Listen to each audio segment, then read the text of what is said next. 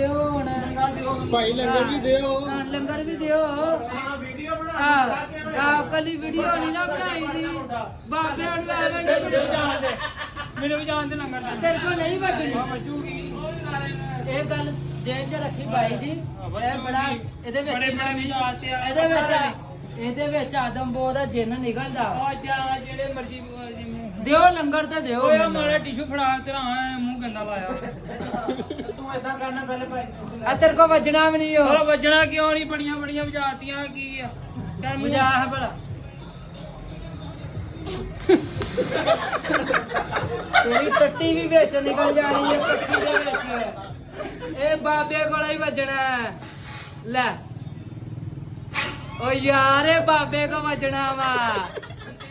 ਇਹ ਬਾਬੇ ਨੇ ਵਜਾਉਣੀ ਹੈ ਯਾਰ ਬਹੁਤ ਰੀ ਇਹ ਤੂੰ ਆਪਣੇ ਅੰਦਰੋਂ ਆਵਾਜ਼ ਕੱਢੀ ਆ ਫਿਰ ਇਹ ਚੋਂ ਨਹੀਂ ਨਿਕਲਦੀ ਯਾਰ ਬਾਬੇ